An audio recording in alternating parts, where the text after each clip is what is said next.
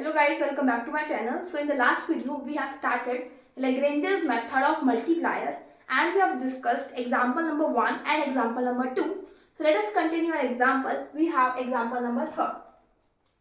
Question क्या है? Find the volume of the largest rectangular parallelepiped that can be inscribed in an ellipsoid. अगर आपको parallelepiped का figure नहीं आता नहीं है तो आप क्या कर सकते हो, गूगल पे टाइप करके उसकी इमेज देख सकते हो. तो यहाँ पर हम जनरली डिस्कस करते हैं कि क्या बोल रहे हैं कि रेक्टेंगुलर पैरेललोपाइड है जो इंस्क्राइब किया गया है इलिप्सॉइड के अंदर. सो इलिप्स तो आपको पता ही होगा कुछ इस टाइप का. तो इसके अंदर हमने एक पैरेललोपाइड, क्योंकि ये 3D फिगर है तो इसलिए यहाँ पर ड्रॉ नहीं कर सकती. हमने इसको इंस्क्राइब किया इसके अंदर सो दैट हमारे पास मैक्सिमम वॉल्यूम आया या मिनिमम वॉल्यूम आया वो हमें चेक करना है कि वॉल्यूम कैसा आ रहा है इसका.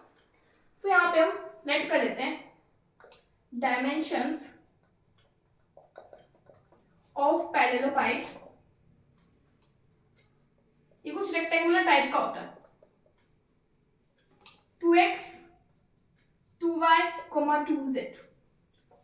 अगर उसकी वॉल्यूम मैक्सिमम कब हो सकती है?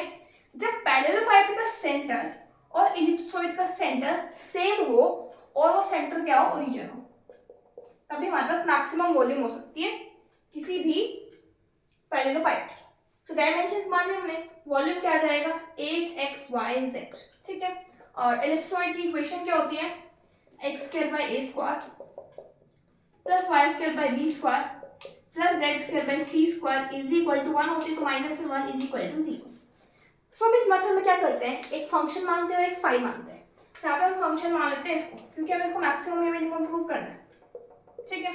और फाई ऑफ xyz हमने मान लिया इसको. फिर नेक्स्ट स्टेप क्या होता है, हम यहाँ पे फाइंड आउट करते हैं curly f by curly x plus k curly phi by curly x is equal to 0. Then curly f by curly y plus k curly phi by curly y is equal to 0. Then curly f by curly z plus k curly phi by curly z is equal to 0.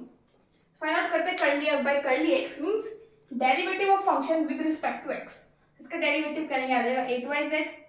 Derivative with respect to y से आ जाएगा 8xz. Derivative with respect to z हमारे पास आ जाएगा 8xy. इसी function को कर रहे हैं हम. प्लस k कर देते हैं. अब हमारे पास है phi of x, phi of y and phi of z. So phi of x means derivative of phi with respect to x. तो आ जाएगा मेरे पास 2x/a. नेक्स्ट आ जाएगा 2y/b. नेक्स्ट आ जाएगा 2z bye c square. Sorry यहाँ पे squares में is equal to 0 is equal to 0 is equal to 0. से यहाँ से इक्वेशन क्या आएगी, 2 कॉमन निकाल देते हैं. 4yz plus kx by a square is equal to 0. Similarly यहाँ से 2 कॉमन निकाल देते हैं. यहाँ आ जाएगा 4xz plus ky by b square is equal to 0. Next में से भी कॉमन निकाल देते हैं. यहाँ आ जाएगा 4xy. लिख लेते हैं 4xy प्लस 2k तो निकल चुका है, 2 निकल चुका है, z by C square is equal to 0. अब हम यहाँ से x की वैल्यू निकालते हैं k की टर्म्स में, यहाँ से y की और यहाँ से z की. लेकिन यहाँ से हम x की वैल्यू k की टर्म्स में नहीं निकाल पाएंगे क्योंकि यहाँ पे y और z भी आ रहे हैं. सिमिलरली इसको भी नहीं निकाल पाएंगे और यहाँ से भी नहीं निकाल पाएंगे. सो इस केस में क्या करते हैं, फर्स्ट इक्वेशन को x से मल्टीप्लाई करते हैं, सेकेंड को y से और थर्ड को z से मल्टीप्लाई करके ऐड कर देते हैं. से आ जाएगा 4 of x y z.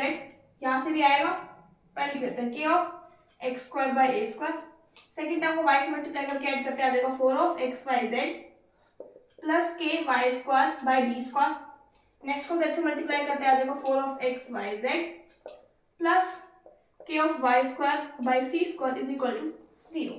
So 4 plus 4 plus 4 that is 24xyz plus k times of x square by a square y square by b square z square by c square is equal to 0.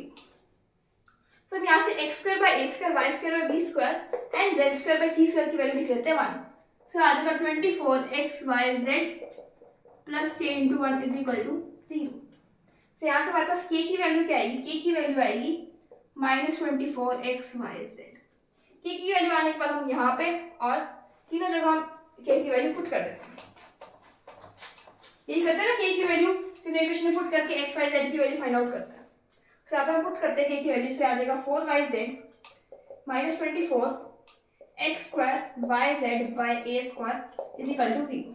यहाँ से Y Z cancel और 4 6 24, ठीक है। और हमारे पास यहाँ से क्या आ जाएगी value 1 is equal to minus of 6x square plus में आ जाएगा। तो यहाँ से x स्क्वायर की वैल्यू आ जाएगी a स्क्वायर बाय में 6। देखिए जब हमने यहाँ पे 4 4 4 3 टाइम ऐड किया तो यहाँ पे मेरे पास 12 आएगा। सो k की वैल्यू -12 आएगी। तो यहाँ पे -12 आएगा। तो 4 3 12, तो यहाँ पे हमारे पास आ जाएगा 3 और यहाँ पे भी आ जाएगा 3।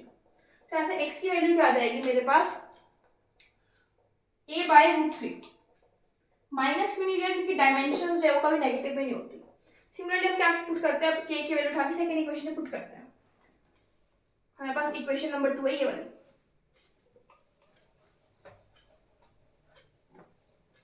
से आ जाएगा 4xz प्लस k बाय में b स्क्वायर और y की वैल्यू हमारे पास है -12 xyz is equal to 0।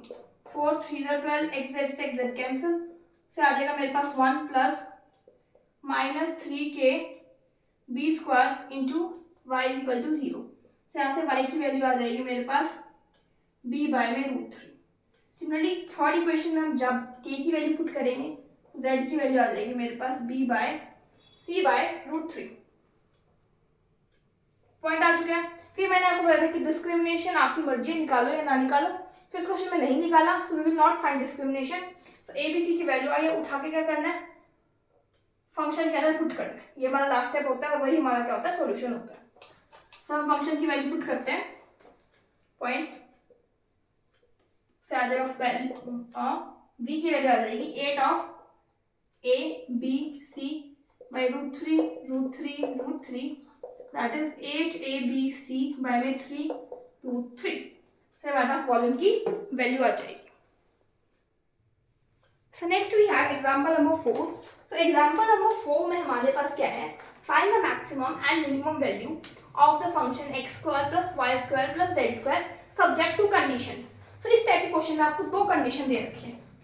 So in questions को किस टाइप से सॉल्व करेंगे, यहाँ पे हम मेन फंक्शन को लेट करेंगे u। So u of x y z, फिर कंडीशन को मानेंगे फाई और साई से। तो फर्स्ट कंडीशन को मान लेते हैं फाई से एंड दूसरी कंडीशन को मान लेते हैं z से। ऐसा मानने के बाद हमारे पास नेक्स्ट स्टेप रहेगा टू फाइंड, हम लिखेंगे टू फाइंड, पहले मैं ओवरव्यू दे रही हूँ इस टाइप के क्वेश्चन को करना कैसे। तो to find stationary points, stationary points find out करने के लिए हम कंसीडर करेंगे फंक्शन, कंसीडर द फंक्शन।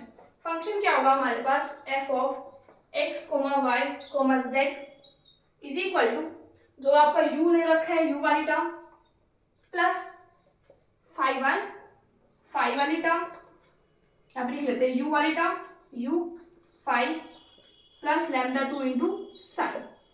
ऐसा कंसिडर करने के बाद हमारे पास जो फंक्शन है जहाँ पे मेरे पास df मतलब डेरिवेटिव ऑफ फंक्शन की वैल्यू क्या आएगी f of x dx plus f of y dy plus f of z dz। उसके बाद स्टेशनरी पॉइंट्स फाइंड आउट करने के लिए हमारे पास हम क्या करेंगे, ये जो इक्वेशन है वो इस फॉर्म में बन चुकी है। हम यहाँ से f ऑफ x को 0 पुट करेंगे, यहाँ से f of x find out करेंगे, f of y find out करेंगे और f of z find out करेंगे। उसके बाद हम इन तीनों को 0 के इक्वल रख के फिर सॉल्व करेंगे। तो हम इस क्वेश्चन को करते हैं सिंप्लीफाई। सो हमारे पास क्वेश्चन में जो फंक्शन दे रखा है u वाला, वो क्या दे रखा है आपको x square plus Y square plus Z square. So यहाँ पे लिख लेते हैं x square plus Y square plus Z square. Phi क्या दे रखा है ax square plus B Y square plus C Z square minus 1 is equal to 0। Psi मान लेते हैं हम lx plus my plus nz is equal to 0।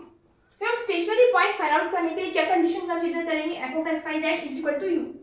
तो u की वैल्यू है x square plus Y square plus Z square. Phi की value क्या है हमारे पास ax square plus B Y square plus C Z square minus 1 और यहाँ पे प्लस है। साई की वैल्यू क्या है lx plus my plus nz। After this हमारे पास जो फंक्शन है उसके अंदर क्या चेंज रहेगा, देखिए ये मेरे पास फंक्शन बन चुका है। अब यहाँ से एफ ऑफ एक्स कैसे फाइंड आउट करेंगे, F of X find out करेंगे इस फंक्शन का derivative with respect to X. से आ जाएगा 2x, y का 0, z का 0, यहाँ से आ जाएगा लैम्डा 1 2ax, बाकी टर्म्स का 0 plus lambda 2 F of y find out करेंगे। एफ ऑफ y क्या आ जाएगा मेरे पास derivative with respect to y, से आ जाएगा 2y प्लस नेक्स्ट टर्म का lambda 1 2by plus lambda 2m। F of z आ जाएगा 2z plus lambda 1 2cz plus lambda 2n। तो F of X, F of Y, F of Z आ चुके हैं। उसके बाद हम इक्वेट करके जीरो के हम यहाँ से लैम्डा 1 या लैम्डा 2 जो भी निकले वो फाइंड आउट करेंगे। सो लैम्डा 1 लैम्डा 2 फाइंड आउट करने के लिए हम क्या करते हैं, इस इक्वेशन को x से मल्टीप्लाई कर देते हैं, इसको y से, इसको z से मल्टीप्लाई करके ऐड करते हैं। सो आ जाएगा 2x square plus y square plus z square plus lambda 1 2a x square plus 2b y square plus 2c z square plus lambda 2 lx plus my plus nz is equal to 0। अब यहाँ से हम lambda 1 lambda 2 find out करेंगे। सो lambda 1 पहले देखिए lx plus my plus nz की value क्या है 0, तो पुट कर देते हैं 0, ये आ जाएगा 2 of x square plus y square plus z square, और यहाँ से 2 कॉमन निकाले 2 lambda 1 ax square plus by square plus cz square. अब देखिए ax square plus by square plus cz square की वैल्यू क्या है 1, सो यहाँ पे पुट कर देते हैं इसकी वैल्यू 1, 2 से 2 कैंसिल इज इक्वल टू 0। यहाँ से लैम्डा 1 की वैल्यू क्या आ जाएगी minus X square minus Y square minus Z square. So यहाँ से मेरे पास लैम्डा 1 की वैल्यू आ चुकी है minus X square minus Y square and minus Z square, जिसको हम सब्स्टिट्यूट कर सकते हैं माइनस ऑफ यू, से आ गया माइनस ऑफ यू। उसके बाद हमारा नेक्स्ट स्टेप क्या रहेगा, लैम्डा 1 की वैल्यू आने के बाद हम यहाँ से एक्स वाई जेड की वैल्यू फाइंड आउट करेंगे। सो यहाँ से मेरे पास x की वैल्यू फर्स्ट इक्वेशन से देखिए लैम्डा 1 की वैल्यू पुट करो यहाँ पे माइनस u, सो आ जाएगा 2x minus lambda 1 u 2ax plus lambda 2l is equal to 0। सो हमने लैम्डा 1 की वैल्यू पुट किया माइनस u। अब यहाँ से हम x की वैल्यू फाइंड आउट करते हैं। सो x यहाँ से ले लेते हैं कॉमन, से आ जाएगा 2 minus 2au is equal to minus lambda 2l। यहाँ से x की वैल्यू क्या आ जाएगी minus lambda 2l by 2 minus 2au। Similarly हम y की वैल्यू फाइंड आउट करेंगे कैसे, इस वाली लैम्डा 1 की वैल्यू को सेकंड इक्वेशन में उठा के पुट कर देते हैं। तो यहाँ से y की वैल्यू डायरेक्ट लिख रही हूँ minus lambda 2m 2 minus 2bu। Similarly z की वैल्यू क्या आएगी minus lambda 2n 2 minus 2cu। सो x y z की वैल्यू आने के बाद आपको कुछ नहीं करना, उठा के कंडीशन में पुट करना है। इस कंडीशन में पुट कर लो या इस कंडीशन में पुट कर लो। सो मैं इस कंडीशन में पुट करके आपको सोल्यूशन दे रखे हैं। तो हमारा सॉल्यूशन क्या होगा lx plus my plus nz, और यहाँ पे वैल्यू पुट कर दो।